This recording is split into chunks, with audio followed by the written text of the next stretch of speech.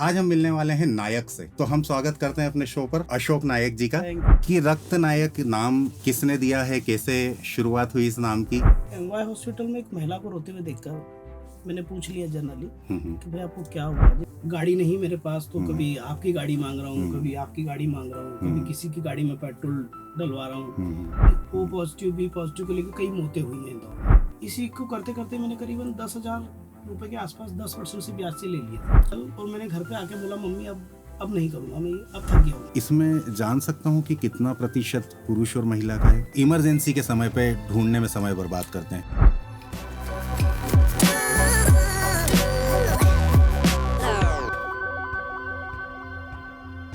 नमस्कार दोस्तों, स्वागत है आपका अपने YouTube channel the Kiran Mishra show पर। दोस्तों, इस शो की शुरुआत के पहले मैं एक लाइन बोलना चाहूंगा। अगर नसों में हमारे रक्त दौड़ता रहे और अस्पताल में कोई बिना रक्त के दम तोड़ता रहे, तो इससे ज्यादा इंसानियत की बेइज्जती और भगवान के साथ धोखा इससे बड़ा नहीं हो सकता। आपने अपने जीवन में कई लायक लोगों को देखा होगा, सुना होगा, बात की होगी, मिले होंगे। आज हम मिलने वाले हैं नायक से। यहाँ पे मैं एक अंतर स्पष्ट कर दूं नायक और लायक में। लायक व्यक्ति मेरी नजरों में वो है जो अपने से जुड़े हुए लोगों की जिम्मेदारियों पर, उम्मीदों पर खरा उतरता है। लेकिन नायक वो होता है जो पूरे समाज की जिम्मेदारी लेता है और उनकी उम्मीदों पर खरा उतरता है। तो हम स्वागत करते हैं अपने शो पर अशोक नायक जी का। थैंक यू, बहुत बहुत धन्यवाद सर। आपका बहुत बहुत धन्यवाद। बहुत अच्छी लाइन से आपने शुरुआत की। धन्यवाद sir. Thank you so much. और अशोक नायक जी को रक्त नायक के नाम से जाना जाता है इंदौर में। तो मैं शुरुआत सर आपसे यहीं से करूंगा कि रक्त नायक नाम किसने दिया है, कैसे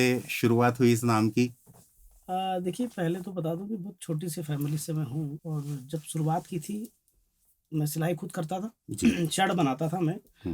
और शर्ट बनाते बनाते एक्चुअली मेरे नाना जी को हार्ट प्रॉब्लम थी जी।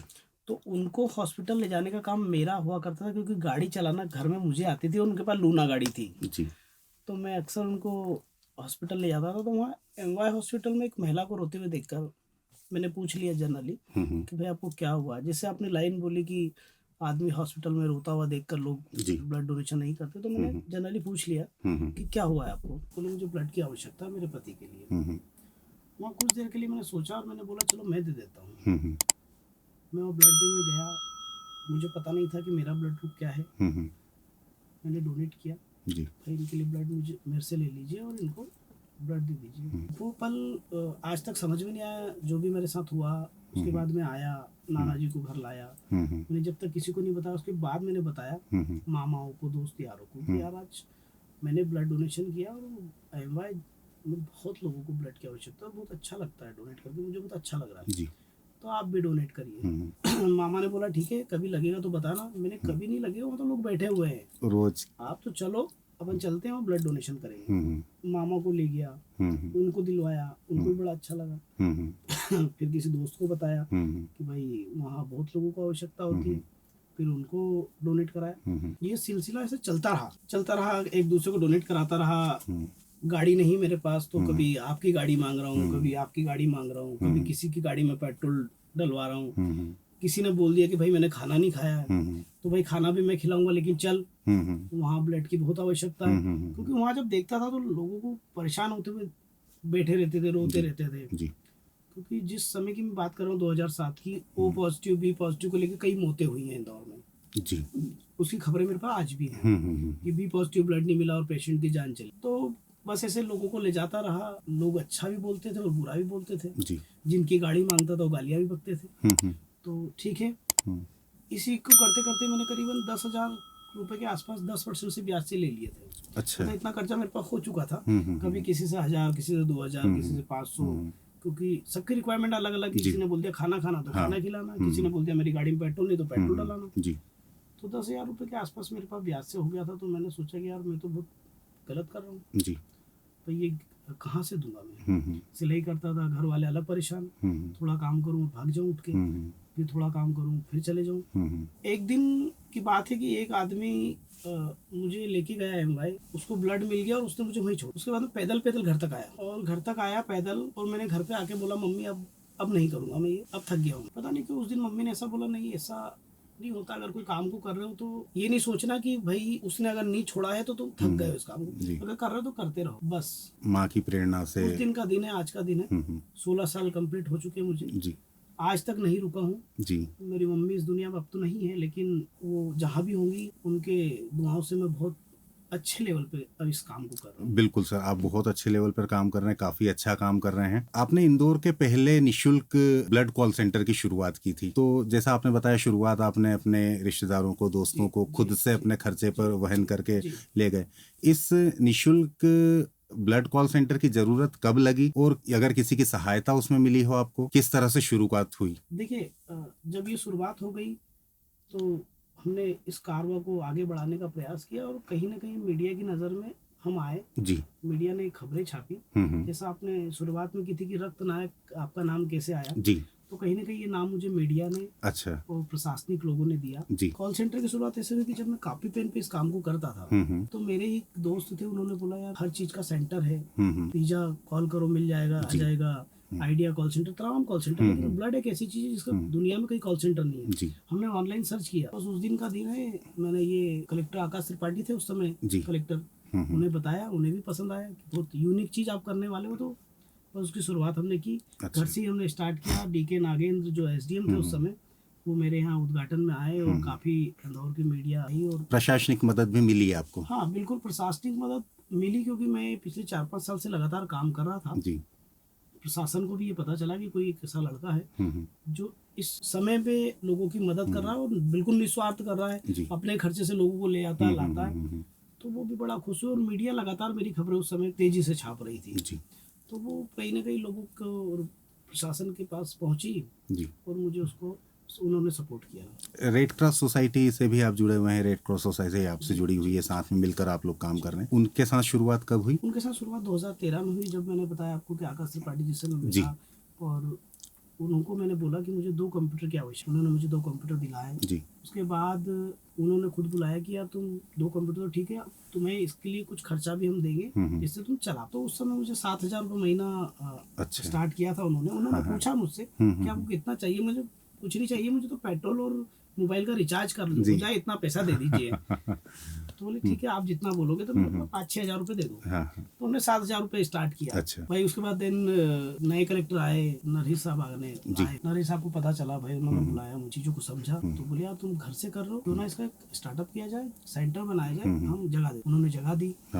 फिर उनको मैंने बताया कि सर ऐसा विकल्प डाल सकते हैं जिससे लोगों को लाया ले जाया जा सके। तो हमने एक रक्तदाता वाहिनी की शुरुआत की, तुरंत ही उन्होंने गाड़ी हमें दिलवाई। तो इस तरह से चीजें बढ़ती चली गई और लोग भी तादाद में जुड़ने लगे। जैसा कि आपने बताया कि लाने ले जाने की समस्या होती थी, या कि आपने जैसे किसी से निवेदन किया, वो जाना चाहता है लेकिन उसके पास सुविधा नहीं होती थी, इसके लिए आपने अपने साथ में 2 4 व्हीलर। पहले तो हमारे पास एक ही थी, लेकिन धीरे धीरे जैसे हमारे साथ लोग जुड़ते गए, जैसे पहले मैं अकेला काम करता था, आज मेरे यहाँ 8 लोगों का स्टाफ है। अच्छा। ड्राइवर है और 2 गाड़ियाँ हैं जो हम दिन भर लोगों को लाने ले जाने के लिए काम। सर अभी दिन भर में रोज की बात करें तो लगभग कितने यूनिट ब्लड आपकी द्वारा उपलब्ध हो जाता है? देखिए, हमारे पास इंदौर शहर की हर एक को डिमांड आती है जो कहीं ना कहीं जो घूमती रहती है व्हाट्सएप ग्रुप में। हमारे पास 50 से 60 डिमांड, 70 डिमांड डेली आती है, लेकिन हम 35 से 40 लोगों को रोज ब्लड करा रहे हैं। अच्छा। 4 से 5 लोगों को डेली हमारी गाड़ी से भी लाना करते हैं। दूसरा, थैलेसीमिया जो बच्चे हैं वो काफी तादाद में हमारे पास है जिनको हर महीने ब्लड लगता है, तो उनको भी हम हर महीने ब्लड डोनेशन कराते हैं। फिक्स है उनका जी। जिनको 15 दिन में लगता है उनको 15 दिन में, जिनको महीने में लगता है उनको महीने में। ये रेगुलर हमारे डोनर्स मतलब पेशेंट कंटिन्यू है हमारे पास। जैसे मैंने सुना है सर कि लगभग 4 लाख रजिस्टर्ड ब्लड डोनर आपके साथ जुड़े हुए हैं, इसमें जान सकता हूँ कि कितना प्रतिशत पुरुष और महिला का है? देखिए, अगर चीज तक की बात करेंगे तो बहुत महिलाएं तो बहुत कम है जी, मतलब 10% महिलाएं इसमें गर्ल्स हैं, पर हाँ कहीं ना कहीं अब ग्राफ बढ़ता जा रहा है। अच्छा। अब लगातार गर्ल्सों के फोन भी आते हैं, सर मुझे ब्लड डोनेट करना, और अब कहीं ना कहीं महिलाएं जागरूक हो रही है। हम समय समय इवेंट करते हैं महिलाओं को सम्मान करने का, गर्ल्सों का सम्मान करने का, ताकि लोग और जागरूक हो, तो कहीं ना कहीं बढ़ रहा है ग्राफ उनका। कुछ मिथ हैं सर ब्लड डोनेशन को लेके, उन पे भी मैं आऊँगा। जैसा कि आपने जब शुरुआत की थी या आज तक आप जैसे 16 साल आपको इस क्षेत्र में हो गए हैं, जुड़े हुए हैं, लोगों की मदद कर रहे हैं, कुछ लोग आपको बहाने भी देते होंगे। किस किस तरह के बहाने आपको सुनने के मिलते हैं? देखिए, बहाने तो क्या है, पहली चीज़ तो मैं तो ये समझता हूँ कि जो मैं काम कर रहा हूँ ये मुझे किसी ने थोपा नहीं है, जी।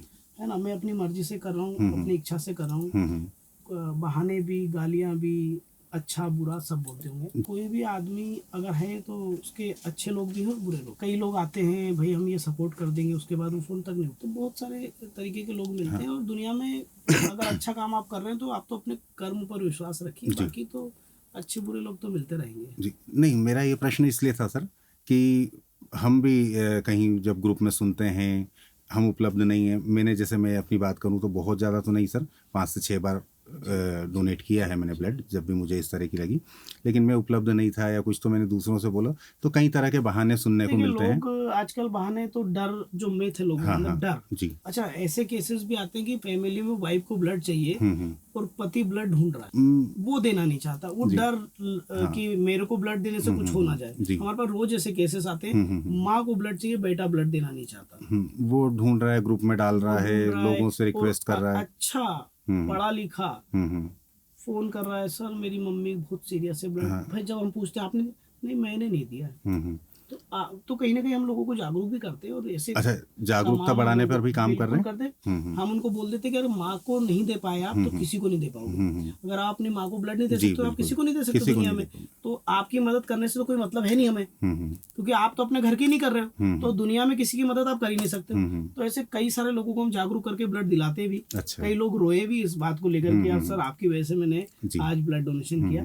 तो मिथ रहते हैं कुछ, अरे मेरे को बुखार आ रहा था, मेरे को टेबलेट चल रही है, मैं ड्रिंक करता हूँ, मैं तो अभी ड्रिंक करके आया हूँ। तो इस तरह के बहाने तो हाँ, लेकिन हम समझ यही जाते हैं। मैं इसलिए जानना चाह रहा था कि इस तरह के जो ये मिथ हैं कि कुछ लोग बोलते हैं कि टैटू बनवाया हमने तो नहीं दे सकते, कुछ लोग बोलते हैं ड्रिंक कर लिया, मैं मेडिकेशन पे चल रहा हूँ, या मेरी वीकनेस है, या मुझे डर लगता है। हाँ नहीं, देखिए टैटू बनवाना में 3 महीने के बाद आप ब्लड डोनेशन अच्छा। करते हैं। ड्रिंक करने के 24 घंटे बाद आप ब्लड डोनेशन कर सकते हैं। हाँ, मैं ये इसलिए जानना चाह रहा हूँ कि कुछ मिथ अगर हमारे दर्शकों में भी हैं जो इन चीज़ों के कारण डरते हैं, तो वो एक थोड़ा सा जागरूकता उनमें आए कि नहीं, हम दे सकते हैं, इस कंडीशन में हम दे सकते हैं। ब्लड कोई भी स्वस्थ आदमी दे सकता है जिसको कोई टेबलेट नहीं चल रही है। जी। शुगर, बीपी, डायबिटीज उसको कुछ ना हो, हाँ, हाँ। फिट है वो ब्लड डोनेशन कर सकता है। 18 साल से 60 साल तक का कोई भी व्यक्ति ब्लड डोनेशन कर सकता है। ब्लड एक ऐसी चीज है जो बनाई नहीं जा सकती, इसकी फैक्ट्री नहीं होती, पैदा नहीं होता, इसे हमें और आपको ही मिलकर देना होता है। जी। हमारे परिवार में, हमारे दोस्तों में कब किसको ब्लड की जरूरत पड़ जाएगी हमें कोई पता नहीं है। जी। ठीक है, तो हम अगर आगे आएंगे तो मुझे लगता अशोक नायक जैसे व्यक्ति की आवश्यकता नहीं पड़ेगी। जी। क्योंकि हमारे परिवार में 10 लोग 15 लोग दोस्त यार होते हैं। अभी झगड़ा हो जाए तो 500 लोग अस्पताल में आ जाते हैं। जी। है ना। हाँ। लेकिन जब डॉक्टर ब्लड का बोलता तो 5 भी लोग नहीं दिखते। जी। सबसे पहले रिश्तेदार भागते। हाँ। तो कहीं ना कहीं जो डर है वो लोगों को हटाना चाहिए। जिस दिन ये डर हट गया मुझे लगता है कि देश में ब्लड की कमी नहीं हो। मेरे भी 10 दोस्त हैं और 10 दोस्तों में कभी ब्लड की जरूरत पड़ेगी तो मैं तैयार हूँ, तो उसको किसी को फोन नहीं लगाना। हम पार्टी करने 50 लोग जाते हैं, लेकिन उसकी मम्मी को अगर ब्लड की जरूरत हो तो 5 भी नहीं फोन उठाते, 5 भी नहीं मिलेंगे। तो ये जो मिथ है ये लोगों को दूर करना चाहिए और आगे आना चाहिए। ब्लड आपकी बॉडी में वेस्ट हो रहा है अगर आप नहीं दे रहे हैं। दूसरी चीज, ब्लड नहीं देने के भी कई सारे रिएक्शन है। अटैक की शिकायत सबसे ज्यादा बढ़ रही है। आपका ब्लड गाढ़ा हो रहा है, आपको पता ही नहीं, आप साइलेंट अटैक आ रहा है और आप निपट रहे हैं। तो कहीं ना कहीं आपके ब्लड डोनेशन करने से एक तो आपका ब्लड पतला रहेगा और आपके ब्लड में होने वाली बीमारियों को पता चलेगा। आप किसी की जिंदगी को बचा नहीं रहे, आप अपने आप को बचा रहे हैं कि आपकी जांचें हो रही है, आपको पता चल रहा है, आपको HIV तो नहीं है भाई, जो जांचें होती है उससे आपको पता चल रहा है ना जी। तो कहीं ना कहीं आप अपने आप को सेव कर रहे हैं। दूसरे की जिंदगी तो छोड़ ही दीजिए। हाँ, उसको तो ऊपर वाला बचा ही लेगा। आप नहीं मिलेंगे तो बचा लेगा, अपने स्वार्थ से दे दें। अपने आप को, स्वयं को स्वस्थ रखने के लिए ब्लड डोनेशन करना चाहिए। बहुत अच्छी बात सर। सर, कुछ रेयर ग्रुप भी होते हैं, इसके बारे में थोड़ा सा बताइए। देखिए, रेयर ग्रुप में जैसे O नेगेटिव हो गया जी, AB नेगेटिव हो गया, O नेगेटिव हो गया और B नेगेटिव हो गया। लेकिन इससे भी रेयर जो ब्लड है वो है O बॉम्बे पॉजिटिव। देश में 180 लोगों में पाया गया है वो ब्लड जी, और वो बॉम्बे में डिटेक्ट हुआ था। 2014 में मैंने उसे बुलवाया था एक पेशेंट के लिए। उसके बाद तो 3-4 बार मैंने बुलवाया, लेकिन पहली बार मुझे जब पता चला था कि ये सबसे रेयर ब्लड ग्रुप है और इसको ढूंढना आसान नहीं, नामुमकिन था। जी। लेकिन वो कहते हैं ना कि नेक इरादा हो तो सब कुछ हो सकता है, तो बस आसानी से ढूंढ लिया उसने। इसके साथ कोई शायद घटना जुड़ी हुई है आपके साथ? हाँ। आपके साथ ऐसा कोई केस आया था और कोई घटना जुड़ी हुई है, वो घटना अगर आप बताना चाहें? हाँ, देखिए घटना ऐसी है कि जब ये कॉल मेरे पास आया, मैं किसी कार्यक्रम में खाना खा रहा था। डॉक्टर ने बोला कि यार एक ओ बॉम्बे ब्लड, मतलब पेशेंट के अटेंडर ने बोला, गांव के थे वो। जी। मैंने बोला ओ बॉम्बे ब्लड ग्रुप होता ही नहीं। जी। डॉक्टर से बात कराओ मेरी। डॉक्टर ने बोला हाँ सर ओ बॉम्बे ब्लड ग्रुप। मैंने बोला पेशेंट कहाँ एडमिट है? बोला इंडेक्स में। मैंने बोला ठीक है, मैं इंडेक्स पहुँचता हूँ। मेरे पास स्टार सिटी गाड़ी थी, पुरानी खरीदी थी मैंने जी। तो भाई मैंने गया, मैं पेशेंट को देखा मैंने। महिला फटी साड़ी और बैठी हुई हो। जहन में विश्वास भी नहीं हो रहा था कि क्या चल रहा है क्या नहीं, और बस उसको देखा। मैंने बोला कल आपको ब्लड मिल जाएगा, परेशान मत। मैंने बोला डॉक्टर साहब आप निश्चिंत रहे, कल इनको ब्लड मिल जाएगा। आपने उन्हें विश्वास दिला दिया? आपको ये नहीं मालूम था कि ये कितना रेयर है, कैसे करेंगे? पता था ये कैसे मिलेगा, क्या होगा, कुछ नहीं पता था जी। बस वहां से मैं निकला और गाड़ी मैंने उठाई मेरी, और उस समय मेरी आदत थी पाउच खाने की। अच्छा। तो बस एक ट्रक चल रहा था रेती का, और मैं उसके पीछे पीछे चल रहा था। मैंने सोचा यार बहुत देर से इसके पीछे चल रहा हूँ, आगे ले लेता हूँ। और उतने में आ गई एक पुलिया के पास में पान की दुकान। ठीक है। मैंने बोला पाउच खा लेते फिर चलते हैं। तो जैसे ही मैंने गाड़ी का ब्रेक लगा के स्टैंड लगाया और वो ट्रक पुलिया में गिर गया। अच्छा। अगर मैं उस दुकान पे नहीं रुकता तो डेफिनेटली मैं उस ट्रक के अंदर, उस रेती के अंदर उसके साथ चले जाता, क्योंकि मैं जिधर से जा रहा था उधर ही वो गिरा। वो पाउच खाई मैंने। 5 मिनट तक मैं सोचता रहा कि आज कुछ तो अच्छा किया है मैंने जो इससे बच गया। मैंने वो बात किसी को नहीं बताई। सोचता हुआ घर गया, सर्चिंग करना शुरू की मैंने ओ बॉम्बे ब्लड की। रात को 2 बजे के आसपास मैंने बैंगलोर में ब्लड अरेंज कर, जैसे मैंने 1-2 मीडिया वालों को बताया कि यार ब्लड अरेंज हो गया, लाना कैसे क्या है, सब बात चली। फ्लाइट वालों ने बोला कि नहीं ये नहीं होगा, नहीं आता, ब्लड नहीं आएगा। फिर कुछ अलग लेवल पे बात करी, कुछ अधिकारियों से भी बात की, जैसे तैसे हाँ हो गई कि ठीक है आप रख सकते हो। एक लड़की ने मेरे को बहुत सपोर्ट किया उस समय। अच्छा। उसने वहाँ पे ब्लड बैंक से ब्लड को फ्लाइट में रखवाया। सुबह 7, 7:30 बजे, 8 बजे इंदौर ब्लड आया। अच्छा। काफ़ी मीडिया एयरपोर्ट पे आई, और उस दिन लगा कि यार, और बड़ा इजीली हो गया। मतलब अच्छा। मैं आप बोल रहे जिस तरह से मैं कॉमन बात कर रहा था, बस ऐसे बात करते करते वो ब्लड मंगा दिया जी। लोग बोलते कि करा क्या है, मतलब अच्छे बड़े पत्रकार मुझे बोल रहे थे यार कैसे मंगवा दिया ये, वो मुझे समझ में नहीं आ रहा। बस तो कहीं ना कहीं लोगों की दुआएं भी आपके साथ है, जो आसानी से चीजें हो जाती हैं। ब्लड आया बढ़िया, उस महिला को चढ़ा। मतलब मेरा जो कमिटमेंट किया था, पता नहीं वो ईश्वरीय कमिटमेंट होगा जो मेरे मुंह से निकला कि आपको कल ब्लड मिल जाएगा, परेशान मत होना। और उसे दूसरे दिन ब्लड मिला और उसको बाकायदा चढ़ा वो ब्लड। उसके बाद फिर डिमांड आई थी एक महिला की यहाँ अपने गुज्जर हॉस्पिटल में, तो उसके लिए भी जैसे कॉल आया इंदौर में, जैसे ही पता चला वो बॉम्बे, तो सबने फोन किया, बोले अशोक नायक जी से संपर्क करो, सिर्फ वहीं मिल सकता है। अच्छा।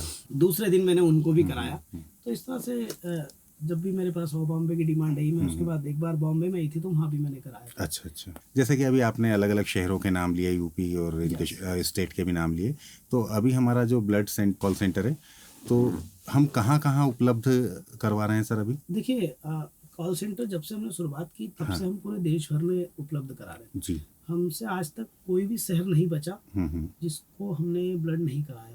हमने जैसे बलिया हुआ, यूपी में ये बलिया, मैंने भी नाम नहीं सुने, ऐसी जगह हमने ब्लड कराए। पंजाब, हरियाणा, अभी तक ऐसा कोई शहर नहीं छूटा हुआ जहाँ हमने ब्लड नहीं कराया है। तो क्या प्रोसेस होती है सर उसकी, कैसे आप अरेंज करते हैं? देखिए किसी भी पेशेंट का कॉल आता है, हम उसकी डिटेल नोट करते हैं, पेशेंट का नाम, हॉस्पिटल का नाम, पेशेंट का ब्लड ग्रुप।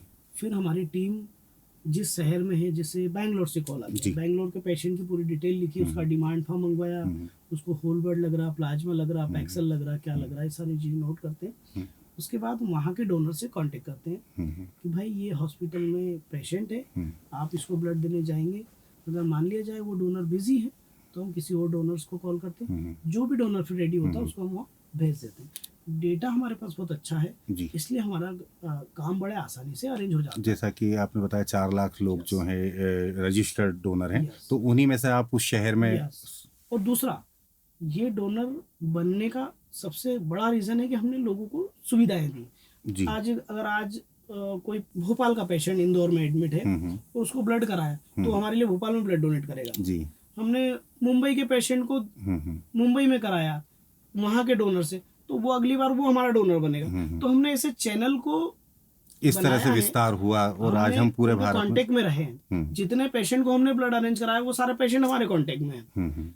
तो उनके रिश्तेदार, उनके दोस्त, उसके बाद सोशल मीडिया, फिर इलेक्ट्रॉनिक मीडिया, फिर प्रिंट मीडिया, फिर यूट्यूब चैनल, तो इसके माध्यम से हम लोगों तक बड़ी तेजी से पहुंच रहे हैं। आए दिन में 10 कॉल ऐसे आते हैं कि हमें ब्लड डोनेट करना है। गूगल पे आदमी ब्लड सर्च करता है और सबसे ऊपर हमारा ही आता है, India first free blood call centre. तो सबसे पहले हमको कॉल करता है कि सर ब्लड डोनेट करना है। तो कहीं ना कहीं हम लोगों तक पहुंच चुके हैं और आप जैसे प्लेटफॉर्म से और आगे तक पहुंचने का प्रयास कर रहे हैं। धन्यवाद सर। तो इस तरह से विस्तार होता रहा और आपका जो ग्रुप बढ़ता रहा और आज हम पूरे भारत में उपलब्धता होने लगी। सर, जैसे आपने एक घटना बताई कि आप किसी के साथ गए थे ब्लड डोनेट करने और फिर उन्होंने आपको वहीं पे छोड़ दिया, उस दिन आपका थोड़ा सा मन खराब हुआ था, माता जी की प्रेरणा मिली, आपने फिर से शुरू किया। मैं जानना चाहता हूँ इसके अलावा कोई ऐसी बड़ी घटना जब कभी लगा हो कि आपसे नहीं हो पा रहा है, बड़ी मुश्किल आ रही है और त्यागने का मन करा हो? घटनाएं तो मेरे साथ बहुत सारी हुई है जी, लेकिन हर घटना ने मुझे प्रेरणा दी है। मैंने उस दिन के बाद कभी इसको बंद करने का नहीं सोचा जी। हालात ऐसे भी रहे कि मेरे मोबाइल में रिचार्ज नहीं होता था।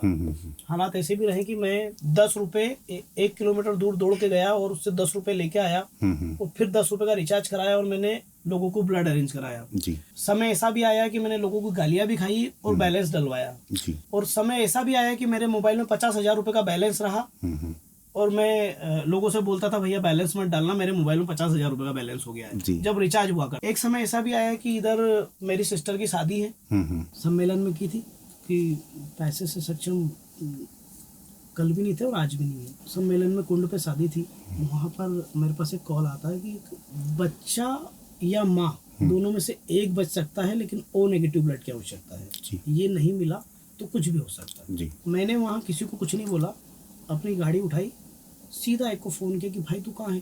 बोले मैं यहाँ, मैं तेरे को लेने आ रहा हूँ, तेरे को 10 मिनट के लिए चलना है, एक बच्चे की ऐसी कंडीशन है तो माँ या बच्चा कोई भी एक बचेगा, तुझे ब्लड देना है। उस बंदे ने भी ऊपर वाला उसको सलामत रखे, उसने तुरंत ही हाँ बोली, बोले मैं चल रहा हूँ। उसको लेके मैं गया MY, उसने ब्लड दिया। घर वाले इधर ढूंढ रहे हैं कि भाई की आवश्यकता है, कहाँ है? मैं MY फ़ोन आया, कहाँ है? मैंने बोला यार वो उससे ज़्यादा ज़रूरत मेरी यहाँ भी थी तो मैं एक ब्लड दिलवाने आया हूँ। चिल्लाया घर वालों ने, ठीक है, लेकिन वो बच्चा भी बचा और वो माँ भी बची। और उस बहन, उस परिवार की बड़ी दुआ रही कि मेरे घर में शादी भी अच्छे से हुई और बाद में पहुँचा। पर कहीं ना कहीं ऐसा लगा मन में कि यार हम जिस काम को कर रहे हैं, ठीक है, हमारे परिवार को हम समय नहीं दे पा रहे, लेकिन पता नहीं ना जाने कितने परिवार की हम खुशियाँ बन रहे हैं। चाहे मैं आज भी आपको बता दूं कि फैमिली को समय नहीं दे पाता हूँ। आज तक मेरी वाइफ ने राजवाड़ा नहीं देखा, मेरे 2 बेटे हैं, ठीक है। कभी उनको कहीं जाना होता तो सिर्फ हम जाते हैं खजराना, बर्थडे हो हमारे घर में किसी का तो खजराना जाते हैं, और मैं मंगलवार को रंजीत हनुमान जाता हूँ, ये फिक्स है हमारा। इसके अलावा ना कहीं जा पाते हैं ना कुछ नहीं। कभी भूले भटके किसी, मेरे को लगता है कि शादी के बाद से एक आध बार मैंने उनको खाना खिलाया हुआ किसी छोटे मोटे ढाबे पे या रेस्टोरेंट में ले जाके, नहीं जी पाते हैं। लेकिन ठीक है, कहीं ना कहीं अगर नहीं जी पा रहे, लेकिन हमारे वजह से कई हजारों लोग अपनी जिंदगी जी रहे, परिवार को कहीं ना कहीं सौभाग्यशाली। हमारा परिवार स्वस्थ है, हम स्वस्थ हैं और हम लोगों के लिए प्रेरणा बने हुए हैं कि हमारे पास विश्वास से कॉल करता है कि भाई अशोक नायक को कॉल किया तो ब्लड 100% मिलेगा, ये उसका विश्वास है। तो कहीं ना कहीं यही हमारे लिए जीने का एक मकसद है। बहुत बढ़िया सर। जैसे अभी परिवार की बात की आपने, अपनी बहन की शादी आपने सम्मेलन में करवाई, सक्षम होने के लिए कोई बताया कि इस तरह की आर्थिक स्थिति हमेशा से ही, तो ऐसा ही प्रश्न है अगर आप जवाब देना चाहें कि घर वालों को शिकायत है आपसे या प्राउड है उन्हें? देखिए, मैंने आपको बताया कि जिस समय मेरे पास कुछ नहीं था, उस समय भी घर वालों ने मुझे सपोर्ट किया जी, और आज सब कुछ भी है तो भी मेरे घर वाले मुझे सपोर्ट करते हैं। किस्मत वाला हूँ, बीबी भी बहुत अच्छी मिली है। बहुत बढ़िया। क्योंकि कहते हैं कि बीबी अच्छी मिल जाए वो उसके बहुत अच्छे भाग्य होते हैं, जीवन है साथी ना? का अच्छा होना। तो उसने कभी डिमांड नहीं रखी। सर काफी अच्छा काम कर रहे हैं आप, लोगों के जीवन को बचाने के लिए काम किया जा रहा है आपके द्वारा। काफी सम्मान भी मिले होंगे आपको, बड़े बड़े सम्मान मिले होंगे, लोगों ने सम्मानित किया होगा। मैं 2 चीजों के बारे में जानना चाह रहा हूँ आपसे। सलमान खान और सोनू सूद ने आपको सम्मानित किया। देखिए, सलमान भाई की बात करें तो 2018 की बात है। एक उनका कुछ था इवेंट जिसमें वो समाज सेवी लोगों को ढूंढ रहे थे जी। कि जिसने भी समाज में कोई अच्छा काम किया हो। मुंबई का मेरा दोस्त है आसिफ खान, वहाँ डला तो हजारों लोगों के थे जी। उसी में मेरे दोस्त ने, आसिफ खान ने मेरे बारे में डाल दिया कि इंदौर एक रक्त नायक है जो इस तरह का काम कर रहा है। सडनली वहाँ से कॉल आता है मेरे पास कि सर थैंक यू, आपको हमने सेलेक्ट किया और आपको विनर घोषित किया है बिंग ह्यूमन की तरफ से, और आपको सलमान भाई के साथ शूट करना है एज ए मॉडल, आपको हमारे ब्रांड का शूट करना है और सलमान भाई भी आपके साथ रहेंगे उस समय, उनके साथ भी शूट होगा। मुझे भी बड़ा वो लगा कि यार होगी, मतलब ऐसे ही किसी का कॉल आ गया मजे लेने के लिए। जी। लेकिन उन्होंने मेल आईडी मांगी मुझसे मेरे टिकट्स करने के लिए, वो बोला कि आप वो डालिए आपका आधार कार्ड वगैरह। जब मैंने डाला मेल किया तो मेरे मेल पे पूरा चार्ट आ गया कि इतनी बजे शूट है, सलमान भाई इतनी बजे आएंगे, ये कैमरामैन तुम्हारे साथ होगा, ये 2 लोग तुम्हारे साथ होंगे, ये वैनिटी वैन होगी, ये सारा आया मेरे पास। तो मुझे लगा यार वाकई में, मैंने भी कई लोगों को बताया कि ऐसा ऐसा हुआ, तो सब लोग आश्चर्य थे कि भाई तुमने कभी कोई अप्रोच नहीं किया, आपको बोला नहीं। तो कुछ लोगों ने मुझे बोला कि यार जो तुम काम कर रहे हो, जो नेकी कर रहे हो, इसकी गूंज भले आप चिल्लाकर या लोगों को बोल के नहीं की जा सकती, लेकिन इसकी गूंज बहुत दूर तक जाती है। तो वही कहीं ना कहीं पॉजिटिव एनर्जी उन तक पहुंची और आपको उन्होंने बुलाया। मैं यहाँ से मेरा फ्लाइट का टिकट उन्होंने कराया, जिस होटल में रुका, शूट हुआ सलमान भाई से, और सलमान भाई से भी ऐसे ही 1-to-1 मैंने बात की, वीडियो मेरा डला हुआ है, वीडियो मैंने देखा है। हाँ जी। तो उनसे भी एक ही बात जो की थी मैंने कि जिस दिन लोग जागरूक हो जाएंगे उस दिन अशोक नायक जैसे लोगों की आवश्यकता नहीं पड़ेगी। सलमान भाई बड़ा खुश हुए, बोले बहुत ही जबरदस्त और शानदार काम कर रहे हो, मेरे लायक कोई भी काम हो तो मुझे बताना, और मैं जब भी इंदौर आऊँगा तो सेंटर जरूर आऊँगा। सोनू सूद जी कोविड में इंडिया के भगवान थे, बिल्कुल, है ना, और दिल से उन्होंने लोगों की सेवाएं की। उनकी टीम मेरे कांटेक्ट में थी कोविड के टाइम पे। जी। प्लाज्मा की आवश्यकता होती थी तो वो मुझे ही कॉल करते थे कि इंदौर में ऐसा। जी। जब वो इंदौर आए तो मैंने उनको मैसेज डाला कि सर आप इंदौर आ रहे हैं, मैंने पेपर में पढ़ा। उनका रिटर्न वॉइस कॉल आता है कि हाँ अशोक भाई मैं आ रहा हूँ और मेरी ये वाली फ्लाइट है और मैं इतनी बजे इंदौर और इस होटल में पहुंचूंगा, आप आइएगा जरूर मुझसे मिलने। मैं बिल्कुल आऊँगा। मैं सुबह होटल रेडिसन पहुंचा, मैंने बोला सर मुझे सम्मान करना है। बोले नहीं भाई, सम्मान मैं आपका करूँगा जी, आप मेरा सम्मान नहीं करोगे, आप जो काम कर रहे हो वो मुझे सम्मान करना चाहिए। तो उन्होंने बढ़िया जो साल में उनके लिए ले गया था वो मुझे पिना रहे थे और गले लगाया और हमने बहुत देर तक चर्चा की। उसके बाद सेकंड बार आए, सेकंड बार भी उनका वॉइस नोट आया कि मेरी ये एयर इंडिया की फ़्लाइट है और मैं इतनी बजे यहाँ पहुँचूँगा और इतनी बजे तुम वहाँ आओगे। तो ऐसे हम कांटेक्ट में आपस में हैं व्हाट्सएप पे जी। ज़्यादा मैं भी परेशान नहीं करता क्योंकि उनकी भी बिजी, उनकी भी व्यस्तता होती है, लेकिन वो इंदौर आते हैं तो ज़रूर हम मिलते हैं आपस में, और जब भी मैं मुंबई जाऊँगा तो मिलूँगा। हमारे काम को हम जब चाहेंगे उनको इस काम के लिए सोचा है कि उनको ब्रांड एम्बेसडर हम बनाएंगे। अच्छा, इस कॉल सेंटर का बहुत बढ़िया, क्योंकि ये देश का पहला कॉल सेंटर है और ये देश और दुनिया का बड़ा कॉल सेंटर बने, इसलिए हमें ऐसे अद्भुत लोगों की आवश्यकता है जी। तो हम बहुत जल्दी उनको इसमें एंटर करेंगे। अच्छा लगता है और मोटिवेशन मिलता है जब इस तरह के लोगों से प्रशंसा मिलती है। तमाम अवार्ड आपने देखे होंगे, जमाने भर के अवार्ड मिले ही हैं, तो वो जिसको पता चलता है कि भाई ये लड़का अच्छा काम कर रहा है, इसका सम्मान करना चाहिए, तो उनका धन्यवाद किया और मैं उस फंक्शन में गया। बहुत अच्छा। सर मैंने कहीं सुना है आपके वीडियोस में या कहीं पढ़ा है मैंने, आपका एक सपना है जैसे कि हमारा इंदौर स्वच्छता में नंबर 1 पिछले 6 सालों से है, ऐसे ही आप ब्लड डोनेशन में भी इंदौर को नंबर 1 पे लाना चाहते हैं। इस कार्य में कितनी प्रगति हुई है और कब तक आप ऐसा लगता है कि हम आ जाएंगे नंबर 1? देखिए आपने बहुत अच्छी बात कही, इंदौर देश का सबसे स्वच्छ है जी, और नंबर 1 शहर है। तो जी। इंदौर की तारीफ तो पूरे वर्ल्ड में होती है। जी। हम किसी भी शहर में जाते हैं और अगर बोल दिया इंदौर, तो वो एक आपकी अलग ही व्यवहार चेंज हो जाता है सामने जी। वाले का जी। कि यार ये इंदौर से आए हैं। हाँ। तो मैंने प्रयास कर रहा हूँ। हम्म।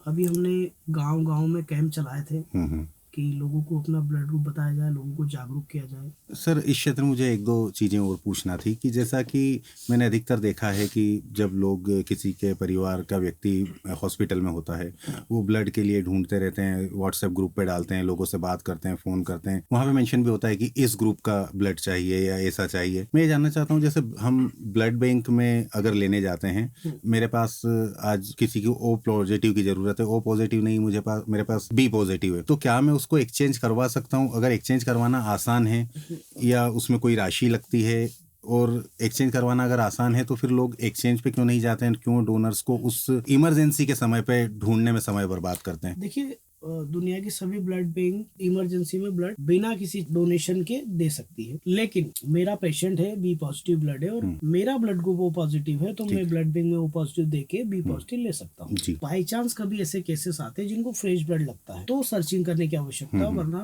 पूरे हिंदुस्तान में ब्लड आप दे सकते हो, रिटर्न ले सकते हो। किस तरह के केस होते हैं जिसमें फ्रेश ब्लड लगता है? देखिए, डिलीवरी केसेस में होता है, एक्सीडेंट केसेस में होता है, बाईपास सर्जरी में होता है। अच्छा। बाकी नॉर्मल किसी का ब्लड कमी है और ऐसी कोई छोटी मोटी सर्जरी है तो उनको नहीं लगता। अच्छा। थैलेसीमिया बच्चे हैं तो उनको भी पैक्सल लगता है। दूसरा, आपने जैसे कहा कि लोग परेशान होते हैं, तो कहीं ना कहीं वो खुद नहीं देना चाहते, इसलिए परेशान है ना। नहीं तो उसके फैमिली में 10-20 लोग होते ही हैं, मामा फुआ पड़ोसी दोस्त यार, इतने सारे लोग होते हैं कि जो आपस में बुला ले तो आ जाएं। लेकिन लोग सोचते हैं कि मैं अपने दोस्त को कहाँ ब्लड के लिए फोन लगाऊंगा, हेल्पलाइन नंबर है ना कॉल सेंटर का, वहाँ लगाओ ना, फ्री में देते हैं वो। तो अशोक नायक को फोन लगाते हैं, या अशोक नायक जैसे और भी लोग जो ग्रुप चलाते हैं उनको लगाते हैं, लेकिन खुद आगे नहीं आते। तो मेरा निवेदन है कि आगे आने की आवश्यकता है। ना ब्लड अशोक नायक बनाता, ना हम आप बनाते हो। ब्लड हम सभी की बॉडी में है, हम सब दे सकते हैं। सर, ये जो कार्य आप कर रहे हैं पूरी तरह से सेवा है, समाज की सेवा है। मैं जानना चाहता हूँ, जीवन यापन के लिए आप कुछ और भी करते हैं? इतना समय होता है आपके पास, या अपना जीवन ही इसी काम को बना लिया है? ये क्वेश्चन बड़ा अच्छा आपने पूछा है, और ये क्वेश्चन मुझे लगता है हर व्यक्ति के मन में होगा, क्योंकि मैं 24 घंटे इसी में लगा रहता हूँ। ठीक है, मेरी फैमिली भी है, बच्चे भी हैं, परिवार हैं। देखिए, मेरे घर पर रेडीमेड का काम होता है, और जो कि मैं भी करता था। मैं जब 22 साल का था उस समय से समाज सेवा कर रहा हूँ, और 2016 से मैंने पूरी तरह से घर का काम छोड़ दिया। मुझे गवर्नमेंट की तरफ से कुछ पैसा मिलता है, मेरी सैलरी भी मिलती है मुझे, लेकिन वो नॉमिनल होती है।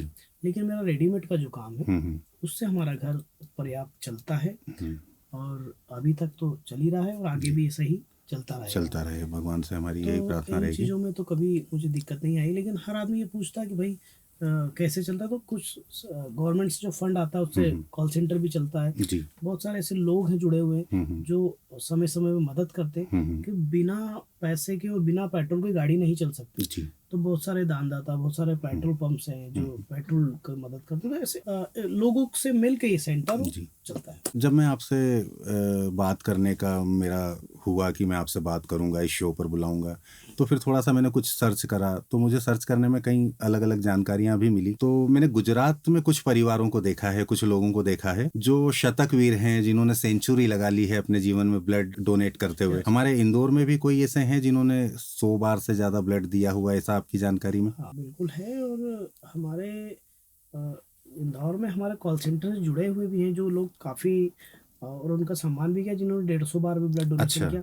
और एक मेरे दोस्त हैं जो मुंबई के हैं, वो अभी चले गए, उन्होंने करीबन एसडीपी डोनेशन होता है, सिंगल डोनर प्लेटलेट, वो 300 के आसपास डोनेशन कर चुके हैं वो। तो ऐसे कई लोग हैं जिन्होंने काफ़ी बार ब्लड डोनेशन किया, क्योंकि प्लेटलेट एक ऐसी चीज़ है जो हफ्ते में डोनेट कर सकते हो। मैंने भी डेंगू के समय हर हफ्ते डोनेट किए, तो मैं तो 40-50 बार कर पाया हूँ।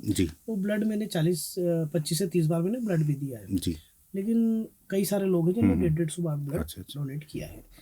बड़ा धन्यवाद उन लोगों का, साधुवाद उनके लिए, जो बिल्कुल अपना जीवन इस तरह से। और देना, देखिए ब्लड हमारी बॉडी में एक्स्ट्रा ही है ना, तो नहीं देंगे तो दिक्कत है, देंगे तो अच्छा होगा आपके लिए, तो देना ही चाहिए। एक व्यक्ति कितने ड्यूरेशन में दे सकता है ब्लड?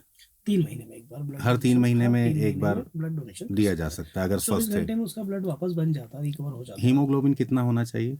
देखो हीमोग्लोबिन आपका 12.5 से 15 के बीच में होना चाहिए। जी। महिलाओं के लिए ये क्या है, हीमोग्लोबिन का स्तर क्या होना चाहिए? देखिए महिलाओं के लिए भी 12.5 हीमोग्लोबिन होना बहुत आवश्यक है, और उनका भी 15-16। अच्छा, दोनों के लिए एक ही जैसा है। सर, जैसा कि इस क्षेत्र में आप काफी अच्छा काम कर रहे हैं, सेवा बहुत अच्छी कर रहे हैं, किसी और क्षेत्र के लिए भी आपने सोचा है जहां आप जैसे लोगों की या आपकी जरूरत हो, जो आपके मन में हो, अगर बताना चाहें? हाँ देखिए, बहुत सारे क्षेत्र हैं जिसमें काम करना चाहिए, और खासकर उन लोगों को बता दूं जो जिन लोगों के माँ बाप जिंदा हैं और वो अपने माँ बाप पे ध्यान नहीं रखते हैं। सबसे पहले तो उनसे एक ही बात कहना चाहूंगा कि माँ बाप दुनिया में वो शख्सियत है कि जो आप कुछ बेचकर, कुछ पाकर, कुछ खोकर भी उनको नहीं पा सकते। अगर मैं बोलूं कि अगर मेरे मम्मी मेरे सामने खड़ी होकर बोल दे कि ये सब कुछ बेच और सब कुछ बंद कर दे, तो 1 सेकंड के अंदर में सब कुछ बंद कर सकते ना, बिना पलक झपकाए। तो मेरा उन माँ बाप बच्चों से निवेदन है कि प्लीज अपने माँ बाप का ध्यान रखिए, जिन्होंने आपको 9 महीने अपनी कोख में रखा, खुद गीले में सोते हैं, आपको सूखे में सुलाते, क्योंकि ये मैं रोज देखता हूँ। मेरी वाइफ है,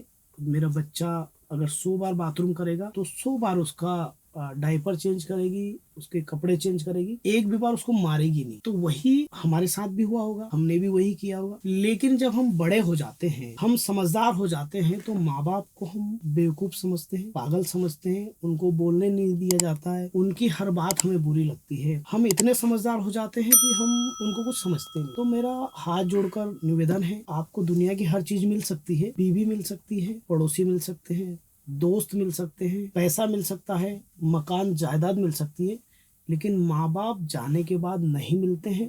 उसके बाद कितनी भी आप पूजा करा दो, कितने भी अनुष्ठान करा दो, कितनी भी कथा करवा दो, कितने भी कौवों को खाना खिला दो, उसका कोई मतलब नहीं। अगर वो नहीं है, उसके बाद आप उनके नाम पर बैनर लगवाकर 1000 लोगों को भोजन करा लो, उसका कोई मतलब नहीं। जीते जी आप उनके लिए क्या कर रहे हो, ये सबसे महत्वपूर्ण है। उनकी कितनी सुन रहे हो आप, वो आपके नाम से कभी उनकी आंखों में आंसू नहीं आना चाहिए। ये बहुत सीरियस मुद्दा है मेरे लिए, मेरी जिंदगी के लिए, और मैं जो लोगों को देख रहा हूँ कि आप लोगों से करबद्ध निवेदन है कि माँ बाप की इच्छाओं को समझिए। जब आप छोटे होते हैं ना, तो एक कोई भी चीज होती है, उसका नाम आप 100 बार पूछते हैं और आप 100 बार उसको बताते हैं, लेकिन पिता जब आपसे किसी चीज की एक बार पूछता तो उसे चिल्ला देते हैं आप। तो प्लीज निवेदन है, माँ बाप का सम्मान करिए। और मैं मतलब इस बात में जब जाता हूँ तो बहुत डीप में चले जाता हूँ, जी। क्योंकि ये प्रश्न मेरे लिए बहुत अद्भुत ही है, क्योंकि मेरी माँ अब नहीं है तो मुझे पता है। हालांकि मैंने मेरी माँ की बहुत सेवा की है, उनके जीवित रहते हुए भी मैंने उनकी बात का कभी अनादर नहीं किया है, और उनके ना रहने के बाद भी नहीं कर रहा हूँ। उनकी जो इच्छा है वही मैं आज भी करता हूँ। मेरा शुरू से नियम है कि मैं माँ और पिता के पैर पड़ के घर से निकलता था। मैं अगर जिंदगी में कुछ कर पाया तो उन माओं के लिए, उन पिताओं के लिए वो करूंगा कि जिनके बच्चे नहीं होते हैं, जो बाहर रहते हैं या उनके बच्चे नहीं हुए। कई ऐसे पेरेंट्स है जिनके बच्चे नहीं है, और वो कहीं न कहीं खाने को और अच्छी चीजों के लिए तलाश करते हैं, जा नहीं पाते, घर से नहीं निकल पाते। तो मैं उनके लिए भोजन की व्यवस्था करूंगा। लेकिन जिस दिन मुझे आप लोगों की दुआएं इतना सक्षम कर देगी और करेगी, मुझे 100% विश्वास है कि मैं अच्छा सक्षम होऊंगा, और ये प्रयास मैं करूंगा, और उन माताओं और पिताओं के लिए घर घर खाना भेजूंगा, और उनके रिक्वायरमेंट के हिसाब से भेजूंगा कि उनको क्या खाना है। ये चीज मैं बहुत जल्दी करने वाला हूँ। इसमें कितना मुझे ऊपर वाला और आप लोगों की दुआएं और साथ मिलता है, मैं इसको जरूर करूंगा। और मुझे ऐसा कुछ नहीं करना, ना मुझे नाम करना है, ना मुझे नाम की आवश्यकता है, क्योंकि मैंने नाम सब कुछ देख लिया है इतनी कम उम्र में। और मैं तो बस यही कहूंगा कि जो आपके साथ है उनका ध्यान रखिए, जितना हो सके उनके लिए जिए, क्योंकि उनका आशीर्वाद ही आपको जमीन से आसमान तक ले जा सकता है, और उनकी बदुआ आपको आसमान से जमीन पे ला सकता है। सर, काफ़ी अच्छा लगा आपसे मिलके, बात करके, आपके कार्य को जानकर, कितना अच्छा आप काम कर रहे हैं। और हम चाहेंगे कि ये काम इसी तरह चलता रहे, आपके जीवन में किसी तरह की कोई समस्या ना आए, क्योंकि लोगों की समस्याओं को आप दूर कर रहे हैं, इस काम में कोई समस्या ना आए। तो बहुत बहुत धन्यवाद आपका इस शो पर पधारने के लिए, समय देने के लिए, और बड़े कृतज्ञ हैं हम आपके कि आपने हमारे लिए समय निकाला। बहुत बहुत धन्यवाद। Thank you so much sir. पहली चीज़ तो ये बता दूं आपको कि जो आप ये शूट कर रहे हैं, जो शो आपने लॉन्च किया या प्रसारित होगा, लोगों तक पहुंचेगा, मैंने अभी तक कई सारे इंटरव्यूज़ दिए हैं और कई सारे लोगों से चर्चा हुई है, लेकिन अद्भुत चीज़ें निकाली आपने अंदर की, कि जो मैंने किसी को नहीं बताया वो चीज़ें भी आपने निकला ली मुझसे। और जो मुझे देख रहे हैं उन लोगों का भी मैं दिल से धन्यवाद करता हूँ कि ऐसी चीज़ों को बढ़ाएं जो वाकई में सही चीज़ों को प्लेटफॉर्म दे। बड़ा तो धन्यवाद सर। मैं आप सभी दर्शकों को बहुत बहुत धन्यवाद करता हूँ। बहुत धन्यवाद। मैं समापन करने के पहले एक लाइन और बोलना चाहूँगा, एक शेर के साथ। शेर की तुकबंदी तो पूरी मुझे याद नहीं, पर जैसे मैं आता है उसको वैसा सुना देता हूँ। जहाँ एक इंसान रात को भूखे पेट सोता है, उस पूरी की पूरी बस्ती से भगवान नाराज होता है। ये इस लाइन का यहाँ पे ये संदर्भ है कि अगर आप सक्षम हैं और आपके यहाँ कोई भूखे पेट सो रहा है, तो ये आपकी जिम्मेदारी बनती है कि आपके पास अगर फ्रिज में खाना पड़ा पड़ा सड़ रहा है तो आप उसे खिला दें। वैसे ही आपके शरीर में ये रक्त पड़ा पड़ा सड़ ही रहा है, और अगर कोई जरूरतमंद है तो उसे दे दें, उसमें आपका भी फायदा होगा, उनका भी फायदा होगा। बहुत बहुत धन्यवाद अशोक जी। Thank you. बहुत ही अच्छी लाइन आपने कही है। बहुत अच्छे विचार हैं आपके जो आपने साझा किए हैं। बहुत बहुत धन्यवाद अशोक जी।